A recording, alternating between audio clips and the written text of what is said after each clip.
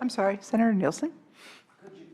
Expand just a little bit on the fraud. You know, it's something that just keeps cropping up. It's people are inexhaustible in their ability to come out and figure out ways to game the system. But structurally within the department, what kind of mechanisms and structures do you have to intercept and catch as much as you can early on? Do you have some kind of a early detection method, an intelligence gathering system? I know your reporting requirements give you some indications, but what else would be?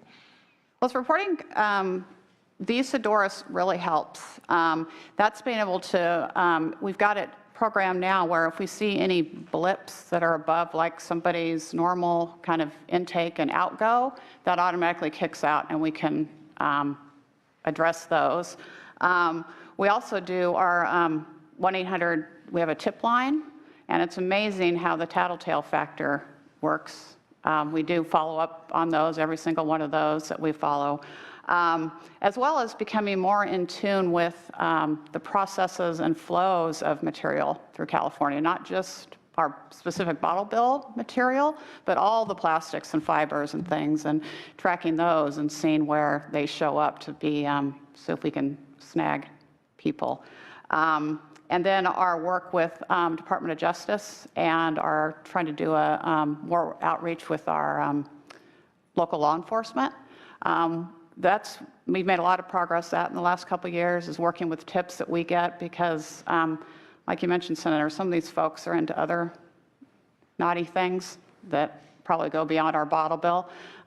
So there's a lot of interest in us partnering with them to follow up on those tips. So we cast a wide net, and when we see something we think we can pursue, we will go after it with our partners, with the resources that we have. And DOJ's been great. We've had a great working relationship, and it gets better every year.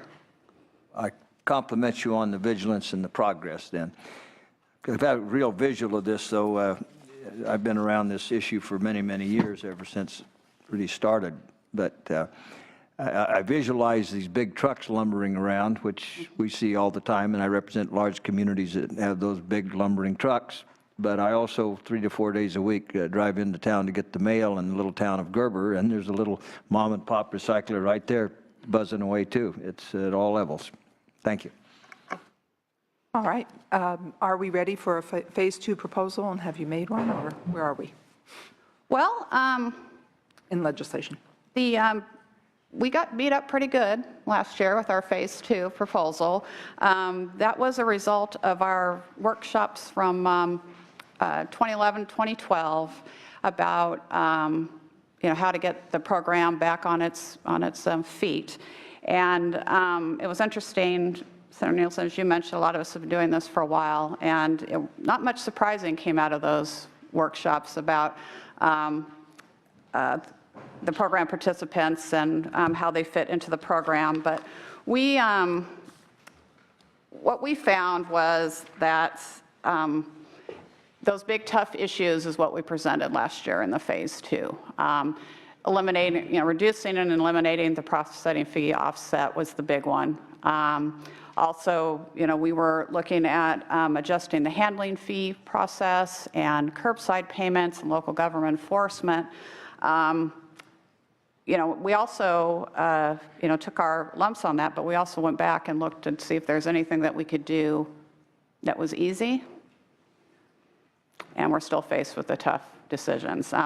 The beauty of this program, as you know, is we're putting ourselves out of business through the success, but it's also built on a foundation of years ago when we were working with a $500 million surplus and trying to get that money out the door.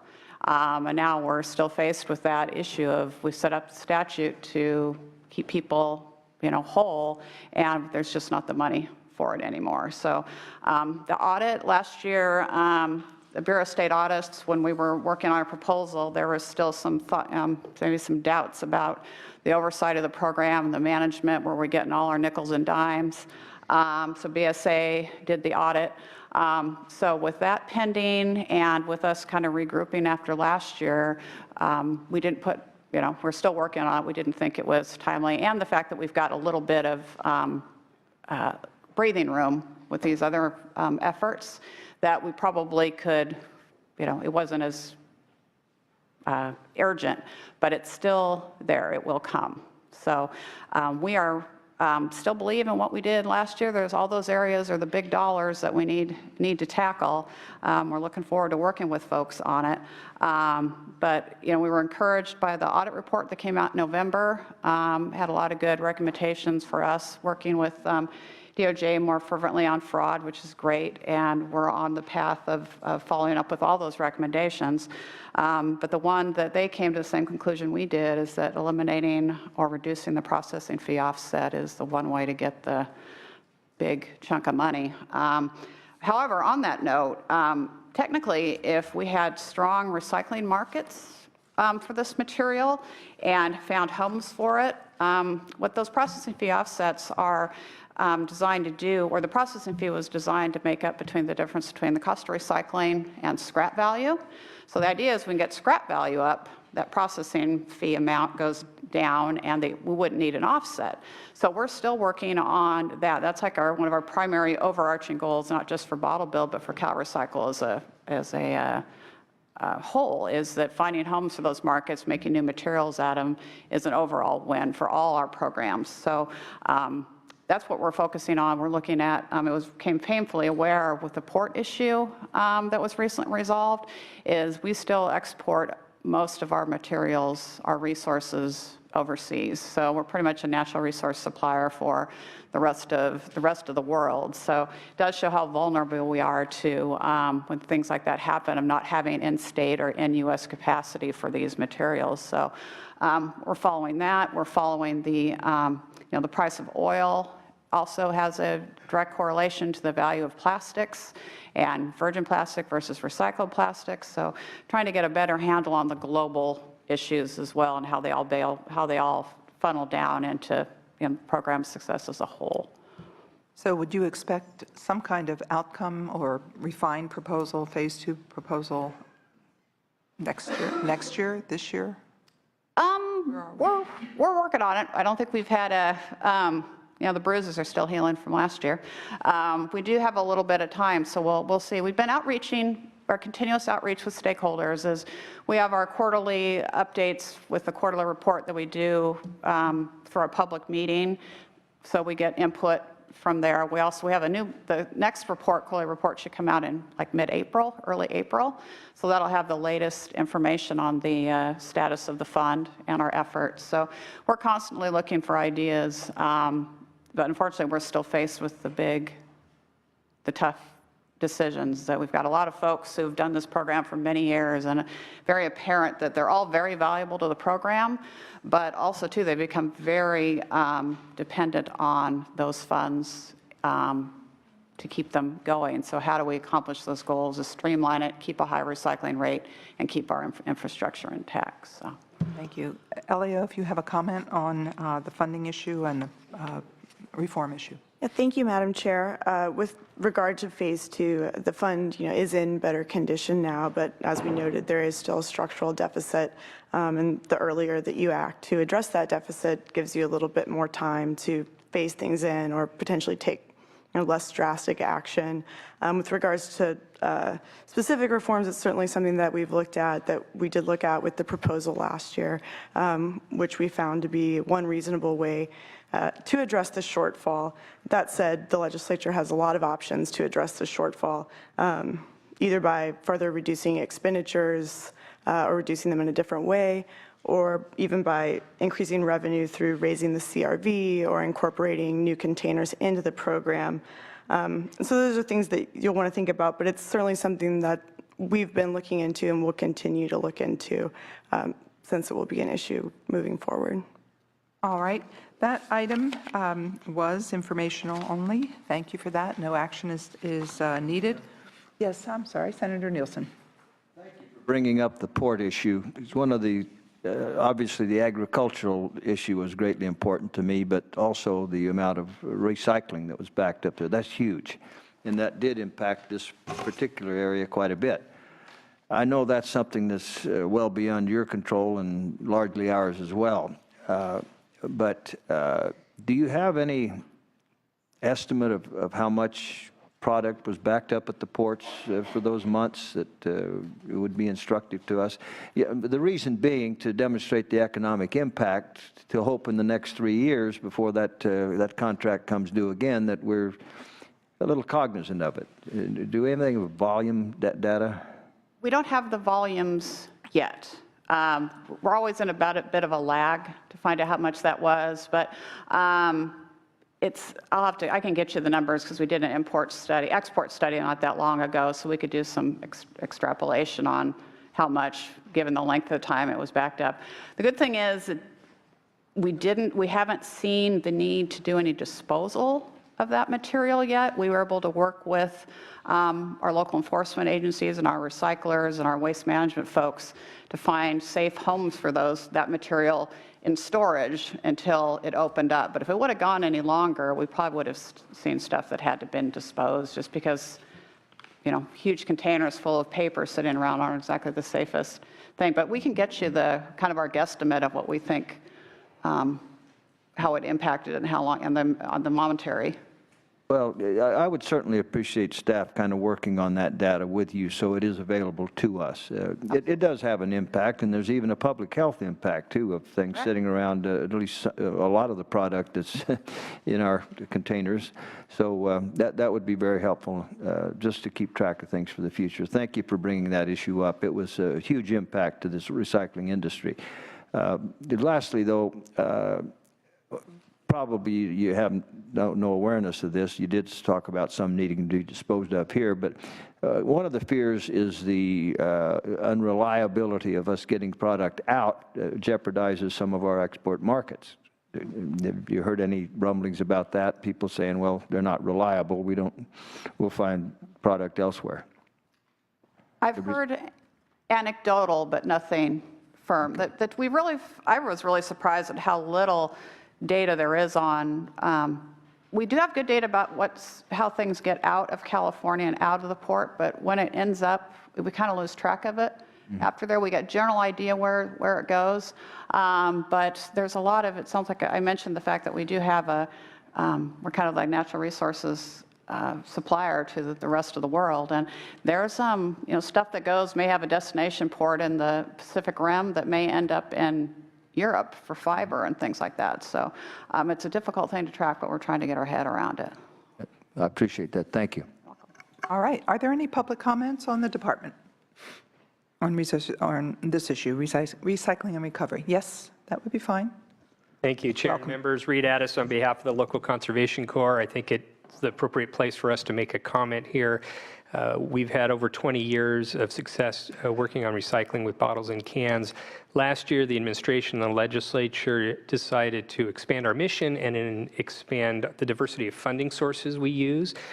We have been eagerly changing our operations to expand from cans and bottles to e-waste, tires, and oil. This year's budget anticipates further diversification. We're well on our way to that transition. Just wanted to provide you that update, and thank you all for your support in this effort. Appreciate it. Okay, thank you. Further public comment? All right, then thank you very much, Director Mortensen. We will move on to the Department of Pesticide Regulation 3930. There is an item proposed for vote only.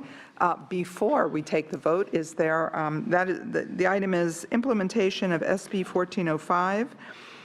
Budget request $412,000 and 3 positions to implement that bill. The School and Child Care Integrated Pest Management Program to require development and administration of comprehensive training courses that anyone using pesticides at a school site must take, and a template for the written IPM plan for school districts and child care centers that use certain pesticides, excluding antimicrobials. Yes, all that stuff that we spray on ourselves all the time.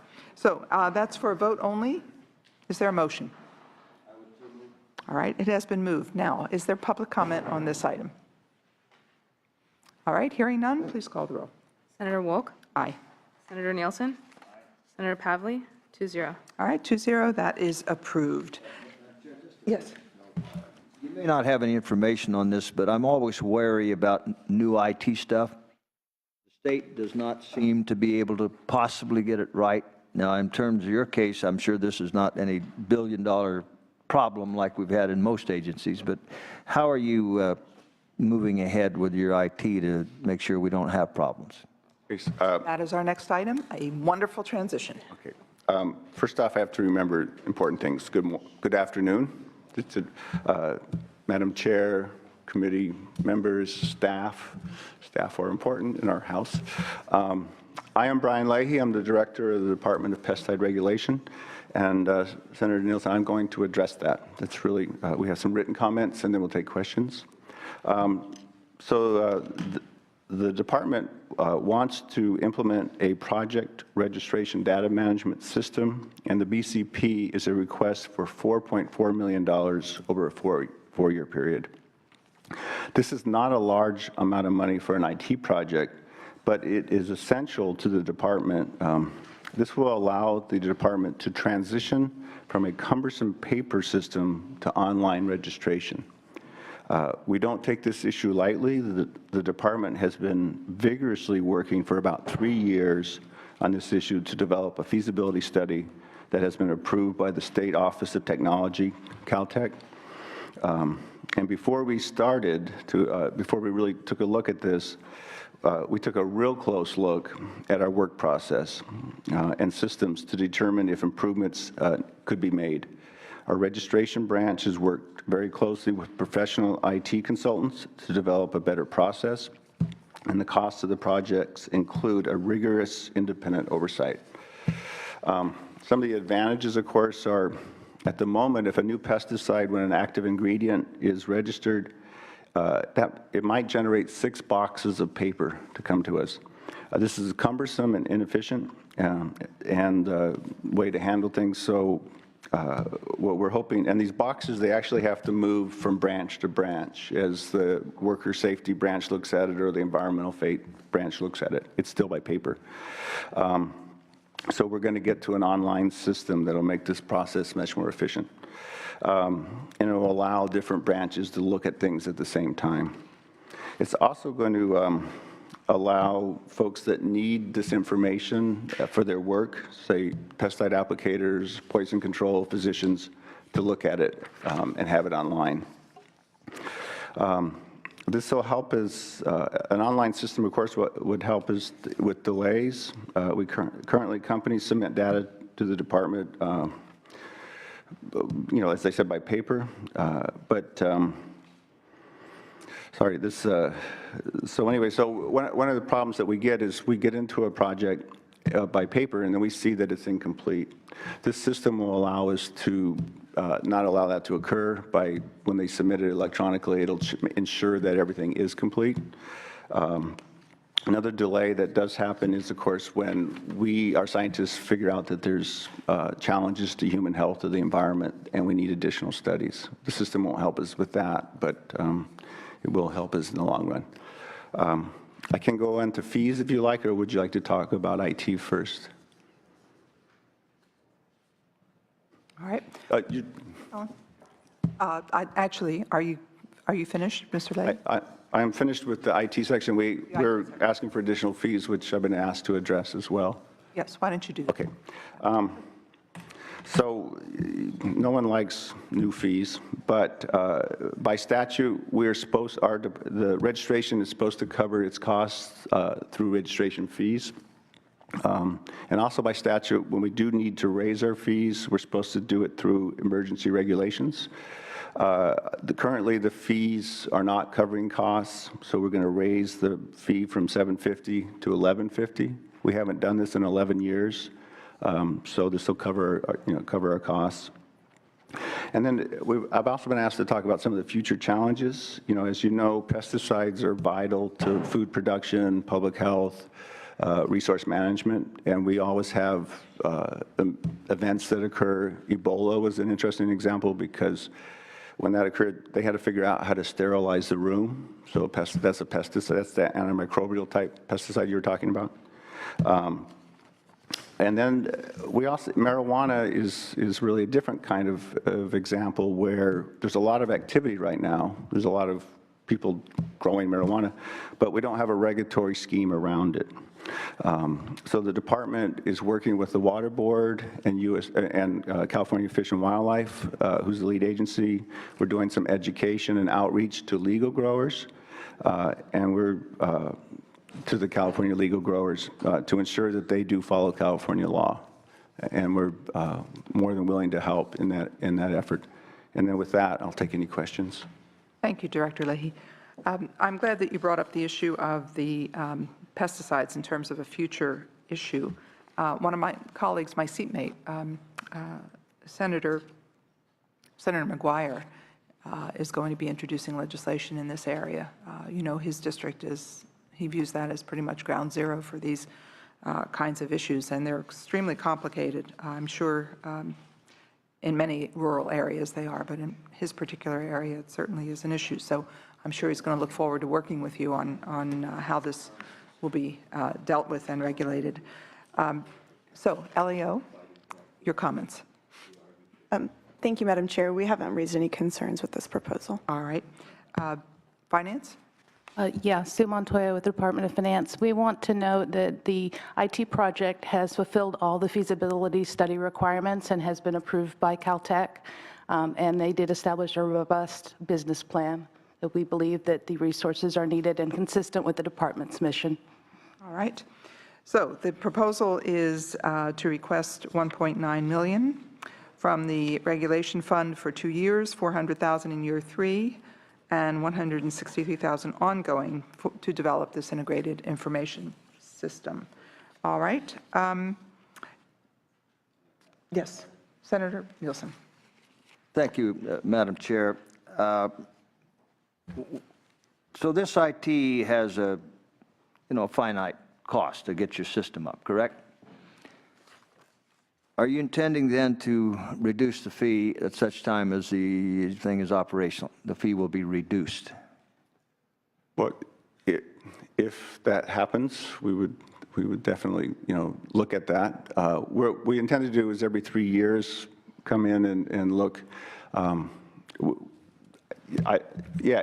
If we start taking in more money than we need to run registration, there's no reason why we would not reduce the fees. Well, fund registration is one thing and IT is another. And this fee, it's the old saw, death and taxes. Well, we can add that now because so much of government is all about fees. So fees and taxes never go away. I mean, that's just as assured as death now. And I'm not so sure that I accept that. So this kind of situation I'm a little fussy with, and I cannot support it at all at this point until I get some comfort that there's relief ahead. And funding regulation can say, well, we now got the IT, now we need this. So we have to keep the fee because we need to do this. Well, that's just the way you grow government. We don't need to do that all the time. So I'm looking for and will argue for something in the budget that gives a deceased date for that fee increase. All right. Under those circumstances, we will leave the item open and continue the discussion. All right. All right. We will. Thank you very much, Director Leahy.